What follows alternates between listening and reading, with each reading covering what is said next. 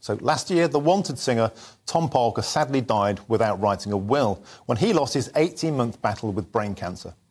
And he's not alone. New research shows half of us admit to not making a will, with many of us thinking we don't have enough money to create one. So when is a good time to make a will?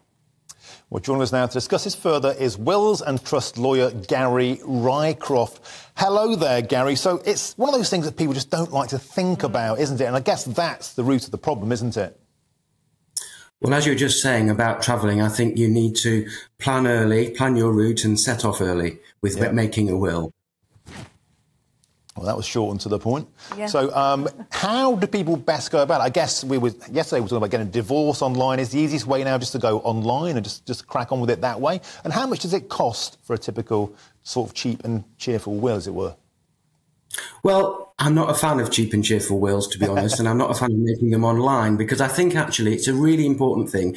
It's a really important thing for your loved ones to show that you have thought about them enough to make a will. And so actually investing a short amount of time, it possibly takes an hour of your life to make a will, and investing a small amount of money, it might be £200 or £300, is a very kind thing to do to your loved ones to actually show that you've thought about them enough to get everything in order and to make sure that your assets, whatever they may be, big or small, are going to pass on to the right people. Yes, I wanted to pick you up on that because I think many people don't write a will because they feel like they're too young and they don't have anything of worth to give away. Is that what puts a lot of people off, do you feel? I think that's a very good point. And, you know, anyone that's aged 18 or over with the requisite mental capacity can make a will. But in the real world, when you turn 18, you don't celebrate by making a will. What is a trigger for making a will is life events. It's maybe moving in with someone, it's acquiring your first home, it's getting married, it's getting divorced, it's having children. So as we get older, people think about making a will. And of course, that's about the fact that we know that if you're younger, you're less likely to die.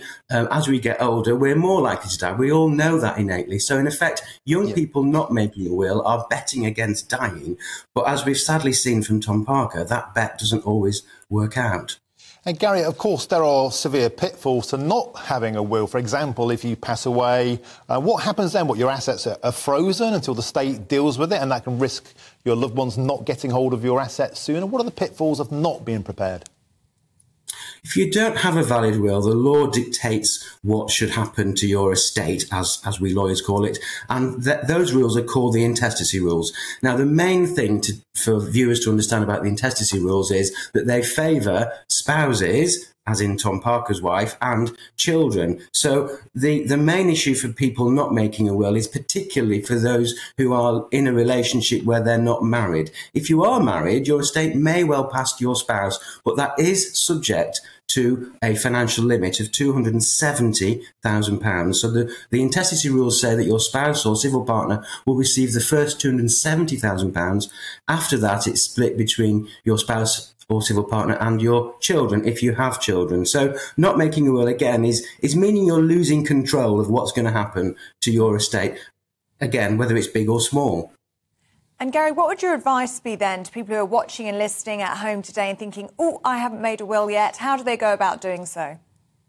Well, I really understand the point you made that in the cost of living crisis, it's not going to be the top of people's list. But I do implore people, if you have loved ones, think about making a small investment with regard to making a will. It's a small investment of time and money.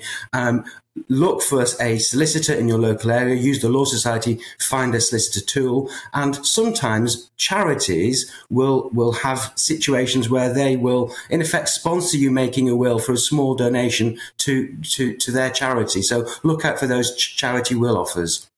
OK, that's superb advice. Thank you, Gary Rycroft, for helping us with that this morning. Thank you.